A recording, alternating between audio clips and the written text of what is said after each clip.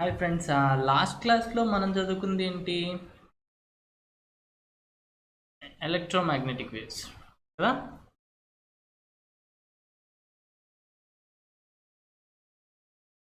So last క్లాస్లో మనం ఏం చేస్తాం? ఎలక్ట్రోమాగ్నెటిక్ వేవ్స్ చదువుకున్నాం. ఏమని చదువుకున్నాం? 7 ఉంటాయని తెలుసుకున్నాం. ఆ 7 ఏంటి అనేది చూసుకున్నాం. అలానే దేనికి మ్యాక్సిమం వేవ్ లెంత్ ఉంటుంది, దేనికి మ్యాక్సిమం ఫ్రీక్వెన్సీ ఉంటుందో మనం క్లియర్గా చూసాం. ఓకే, సో ఈ క్లాస్ దానికి కంటిన్యూషన్ అనమాట. ఓకేనా? సో లాస్ట్ క్లాస్లో మనం ఏం చూసాం? Visible light is a combination of 7 colours. ఏంటవి?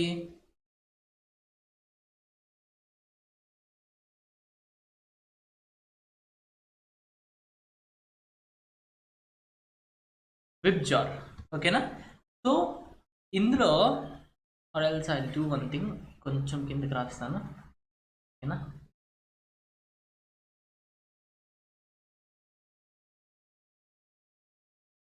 Think now it's fine, right?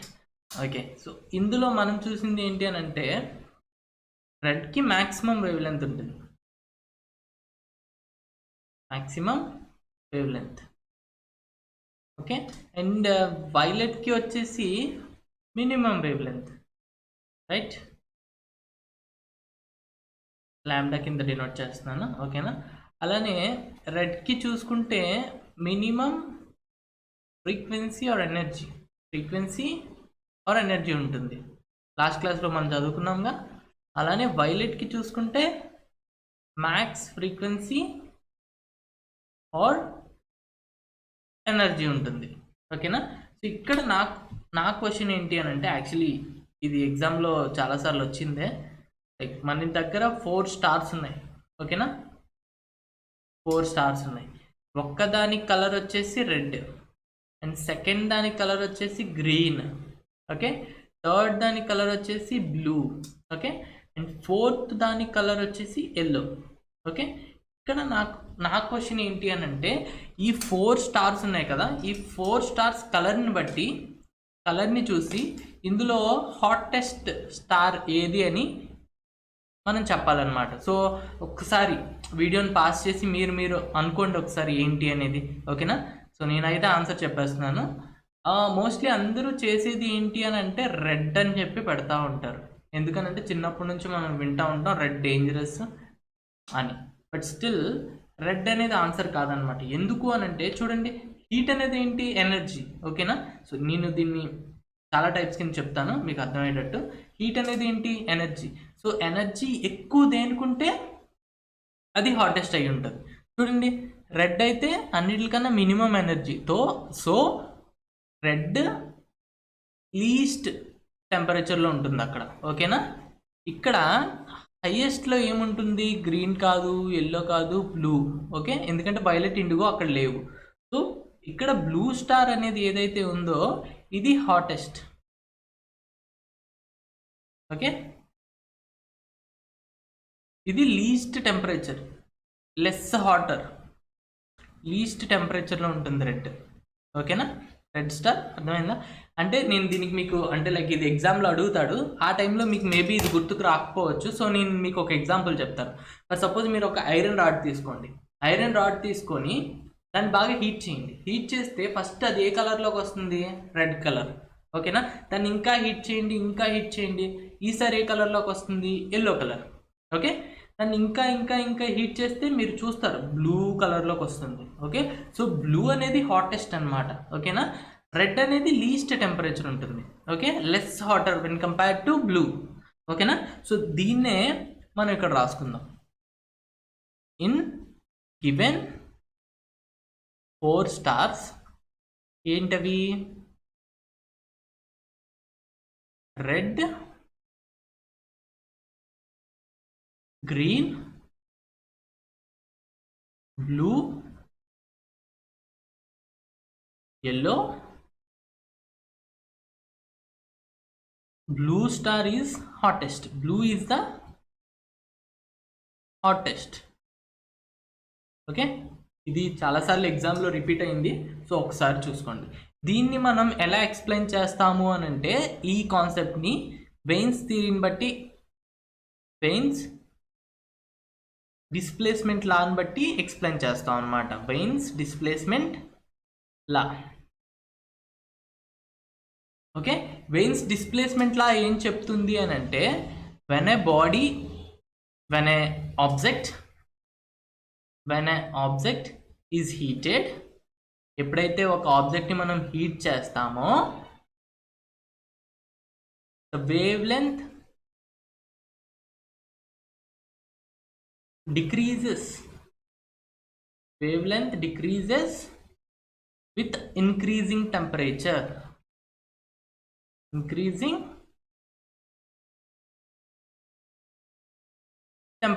So temperature పెరిగే కొద్దీ ఏమవుతుందంటే వేవ్ లెంత్ డిక్రీజ్ అయిపోతుంది అనమాట. ఓకేనా? సో ఎప్పుడైతే టెంపరేచర్ బాగా పెరిగిపోతుందో ఆ టైంలో వేవ్ లెంత్ అనేది తగ్గిపోతుంది అనమాట.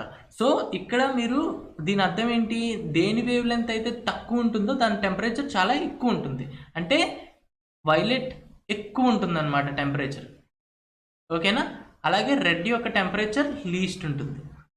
ఓకే, దీని టెంపరేచర్ అనేది మ్యాక్సిమం ఉంటుంది, రెడ్ యొక్క టెంపరేచర్ అనేది లీస్ట్ ఉంటుంది అనమాట. అది వెయిన్స్ డిస్ప్లేస్మెంట్ లా చెప్తుంది అనమాట.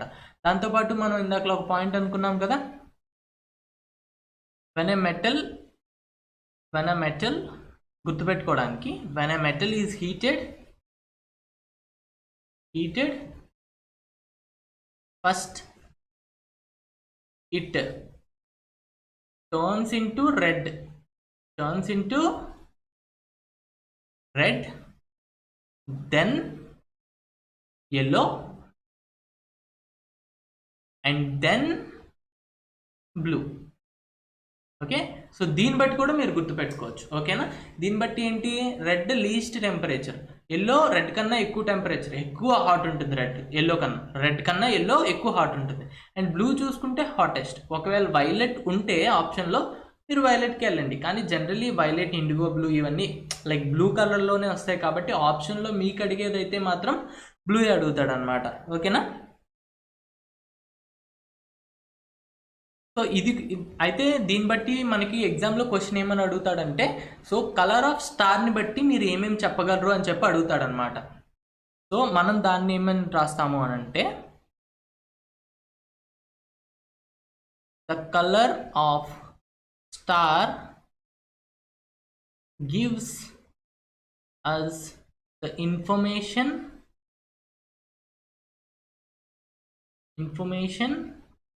about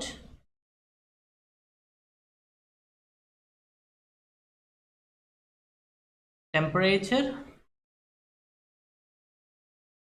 and energy. ఓకేనా? ఇది కూడా ఈ మధ్యకాలంలో క్వశ్చన్స్లో బాగా అడుగుతున్నాడు అనమాట. వాడు ఏమని అడుగుతాడంటే, మీరు ఒక స్టార్ ఇచ్చామనుకోండి, ఆ స్టార్ యొక్క కలర్ని బట్టి మీరు మాకు ఇన్ఫర్మేషన్ ఏం చెప్పగలరు అని అంటే, దాంట్లో ఎంత ఎనర్జీ ఉంది, ఇన్ ద సెన్స్ హీట్ ఎంత ఉంది, దాంతోపాటు దాని టెంపరేచర్ ఎంత అనే ఇన్ఫర్మేషన్ని మనం చెప్పగలం అనమాట. దేన్ని బట్టి, దాని యొక్క కలర్ని బట్టి. ఓకే, సో ఇక్కడ ఒక ఎలాగో మనం ఇలా వచ్చాం కాబట్టి, సో ఇక్కడ ఒక ఫ్యాక్ట్ అనమాట. To measure higher temperatures like temperature of star, temperature of sun, higher temperature, the instrument used is to measure higher temperature. Higher temperatures use చేయడానికి మనం ఏ ఇన్స్ట్రుమెంట్ని యూజ్ చేస్తామని చెప్పి క్వశ్చన్లో అడుగుతాడు అనమాట. ఏ ఇన్స్ట్రుమెంట్ యూజ్ చేస్తామని. ఓకేనా? సో ఇక్కడ పైరోమీటర్. ఓకే, ఇది సెకండ్ ఇన్స్ట్రుమెంట్లో మనం సెకండ్ది నేర్చుకున్నాం. ఫస్ట్ మనం ఏం నేర్చుకున్నాం, డెప్త్ ఆఫ్ సీ దేంతో కొలుస్తాము అని అంటే, అక్కడ మనం సోనార్ ఆర్ ఫాథోమీటర్, గుర్తుందా? Sonar or fathometer. ఇది ఫస్ట్ ఫ్యాక్ట్ మనం అక్కడ నేర్చుకుంది. ఇది సెకండ్ ఫ్యాక్ట్. అంటే మెల్లిమెల్లిగా మనం ఫిజిక్స్ కంప్లీట్ అయ్యేటప్పటికి ఇన్స్ట్రుమెంట్స్ అన్నీ కంప్లీట్ చేసేస్తాం అనమాట. వాటిని మీరు సెపరేట్గా ఎక్కడైనా పక్కన రాసుకొని ఎప్పటికప్పుడు రివైజ్ చేసుకోండి, దానివల్ల మీకు ఈజీ అయిపోతుంది. ఓకేనా? సో మనం సౌండ్ చదువుకునేటప్పుడు ఏం చదువుకున్నాం, సౌండ్ అనేది అన్నిటికన్నా ఫాస్ట్గా సాలిడ్స్లో మూవ్ అవుతుంది, దానికన్నా కొంచెం స్లో లిక్విడ్స్లో మూవ్ అవుతుంది, దానికన్నా కొంచెం స్లో వాటర్ ఎయిర్లో గ్యాసెస్లో మూవ్ అవుతుంది. సింపుల్గా చెప్పాలంటే మళ్ళీ ఒకసారి సౌండ్ మ్యాక్స్ ఎక్కడ ఉంటుంది? సాలిడ్స్లో, దానికన్నా తక్కువ లిక్విడ్స్లో, దానికన్నా తక్కువ గ్యాసెస్లో కదా. ఇదేంటి సౌండ్కి వచ్చేటప్పటికి అసలు వాక్యూమ్లో సౌండ్ అనేది ట్రావెలే చేయదు. ఓకే, బట్ అదే ఎలక్ట్రోమాగ్నెటిక్ వేవ్స్ చూసుకున్నారు అనుకోండి, ఎలక్ట్రోమాగ్నెటిక్ వేవ్స్ అంటే లైక్ కంప్లీట్లీ డిఫరెంట్ అనమాట. సౌండ్కి కంప్లీట్గా డిఫరెంట్. ఏంటి అని అంటే అసలు వాక్యూమ్లోనే ఇవి మ్యాక్సిమం ట్రావెల్ చేస్తాయి 3 × 10⁸ మీటర్ పర్ సెకండ్. ఓకే, దానికన్నా అంటే లైక్ గ్యాసెస్లోకి వచ్చేటప్పటికి దానికన్నా తక్కువ, లిక్విడ్స్లో ఇంకొంచెం తక్కువ, సాలిడ్స్లో లీస్ట్ స్పీడ్ అనమాట. ఓకేనా. సో లైట్ అనేది మ్యాక్సిమం వాక్యూమ్లో ట్రావెల్ చేస్తుంది, మ్యాక్సిమం స్పీడ్తో వాక్యూమ్లో ట్రావెల్ చేస్తుంది. గ్యాసెస్లోకి వచ్చేటప్పటికి కొంచెం తగ్గిపోతుంది, లిక్విడ్స్లోకి వచ్చేటప్పటికి ఇంకా తగ్గిపోతుంది, సాలిడ్స్లోకి వచ్చేటప్పటికి పూర్తిగా తగ్గిపోతుంది అనమాట. ఓకేనా. సో ఇది ఈఎం వేవ్స్ అనేవి అంటే లైక్ సౌండ్కి కంప్లీట్గా డిఫరెంట్. అండ్ ఇంకొకటి ఈఎం వేవ్స్ గురించి ఏమడుగుతాడు అని అంటే, ఈఎం వేవ్స్ అనేవి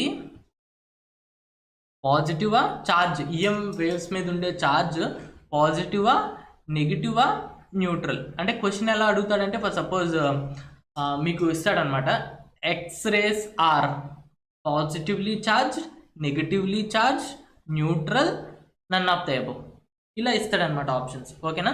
సో ఇది కూడా మీరు గుర్తుపెట్టుకోండి. అంటే లైక్ ఎక్స్రేస్ అనే కాదు, ఏది వచ్చినా కూడా, రేడియో వేవ్స్ కానీ, మైక్రోవేవ్స్ కానీ, ఇన్ఫ్రారెడ్ కానీ, ఏ వచ్చినా, అల్ట్రావైలెట్ కానీ, ఎక్స్రేస్, గామారేస్ ఏ వచ్చినా కూడా ఏంటి అని అంటే electromagnetic waves are neutral. Okay, they do not have any charge, they do not have any charge. So ఇది మీకు గుర్తుండాలి. అంటే ఎలక్ట్రోమాగ్నెటిక్ వేవ్స్ అంటే మీరు సింపుల్గా గుర్తుపెట్టుకోవాల్సింది లైట్. ఓకేనా. సో లైట్ని గుర్తుపెట్టుకున్నారంటే మీకు ఎలక్ట్రోమాగ్నెటిక్ వేవ్స్ యొక్క ప్రాపర్టీస్ తెలిసిపోతాయి.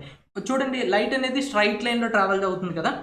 ఓకే, ఒకవేళ ఏదైనా దీనికి ఛార్జ్ ఉండుంటే, ఒకవేళ దగ్గరలో కరెంట్ ఏదైనా పాస్ అయితే అది ఏమవుతుంది, కొంచెమైనా డిఫ్లెక్ట్ అవుతుంది.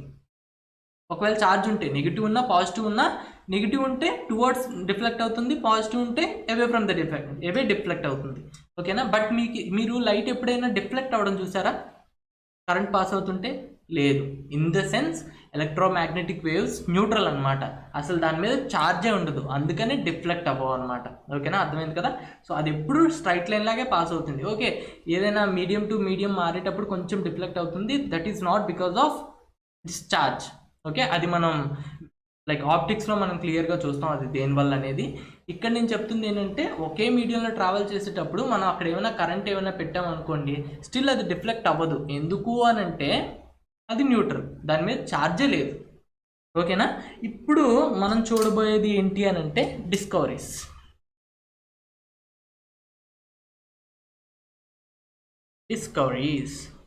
ఓకే, ఎన్ని వేవ్స్ ఉన్నాయి ఎలక్ట్రోమాగ్నెటిక్ వేవ్స్? 7. ఫస్ట్ వన్ వచ్చి రేడియో వేవ్. సెకండ్ వన్, అసలు ఈ ఆర్డర్ మీకు అలా గుర్తుండిపోవాలి. ఓకేనా, microwave,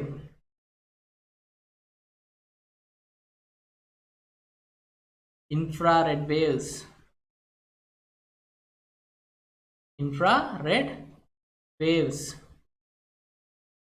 visible light,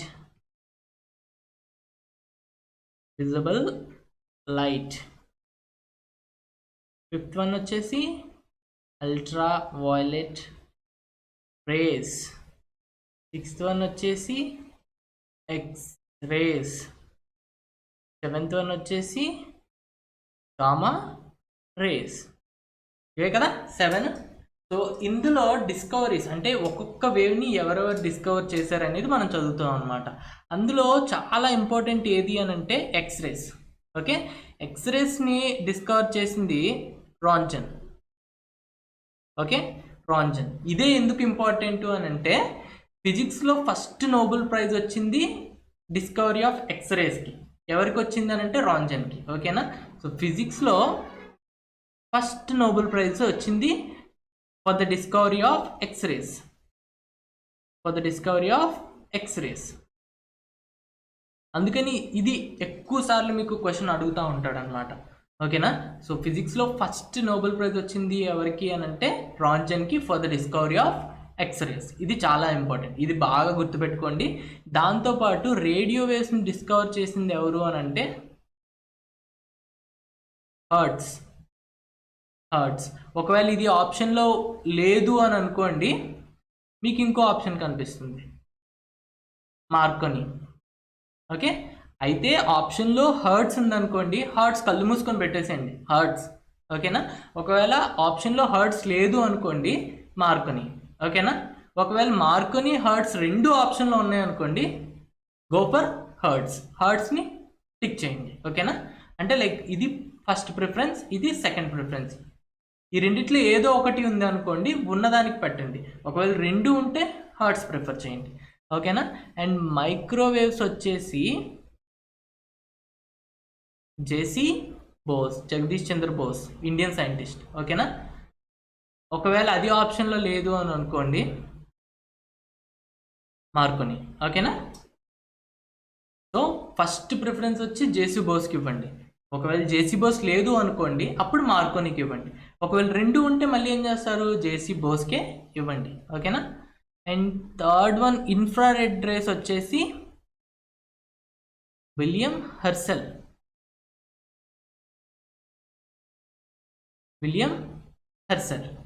okay, so ఒకవేళ ఇది అడిగాడు అనుకోండి, విలియం హెర్సెల్.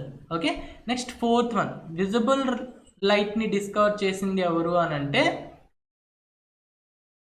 కానీ దీన్ని చాలామంది ఏమనుకుంటారంటే న్యూటన్ అనుకుంటారు. But the thing here is Newton visible లైట్ని డిస్కవర్ చేయలేదు. విజిబుల్ లైట్ని డిస్కవర్ ఎవరు చేస్తారు? న్యూటన్ వాళ్ళ తాత కూడా చూసే ఉంటారు విజిబుల్ లైట్ని కదా. వాళ్ళ తాత అసలు ఫస్ట్ భూమి మీద వచ్చిన ప్రతి వాడు కూడా విజిబుల్ లైట్ని చూసే ఉంటాడు. దానికి కొత్తగా డిస్కవరీ అవసరం లేదు. బట్ న్యూటన్ ఏం చెప్పాడు అని అంటే,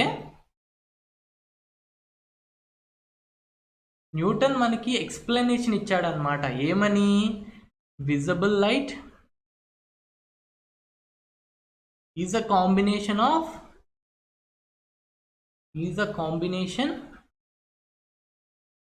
of 7 colors. Okay, so visible light is a combination of 7 colors అని మనకి ఎక్స్ప్లెనేషన్ ఇచ్చింది న్యూటన్. బట్ న్యూటన్ అయితే విజిబుల్ లైట్ని డిస్కవర్ చేయలేదన్నమాట. జస్ట్ మనకి క్లారిటీ ఇచ్చాడు, ఆ విజిబుల్ లైట్లో 7 colors ఉంటాయని చెప్పి సింపుల్గా మనకి క్లారిటీ ఇచ్చాడు అనమాట. అండ్ యూవీ రేస్ చూసుకుంటే జాన్ రిటర్. ఓకేనా? సో యూవీ రేస్కి వచ్చేసేటప్పటికి యూవీ రేస్ని డిస్కవర్ చేసింది ఎవరు? జాన్ రిటర్. మీరు ఇవి క్వశ్చన్స్ చేసే కొద్దీ మీకు ఎప్పటికీ గుర్తుండిపోతాయి అన్నమాట. అండ్ ఇందులో మళ్ళీ గామా రేస్కి వచ్చేటప్పటికి మళ్ళీ మీకు 2 ప్రిఫరెన్సెస్ ఉంటాయి అన్నమాట. ఒకటి పాల్ విలార్డ్ అండ్ సెకండ్ వన్, ఒకవేళ పాల్ విలార్డ్ అనేది ఆప్షన్లో లేదు అనుకోండి, హెన్రీ బెకెరెల్.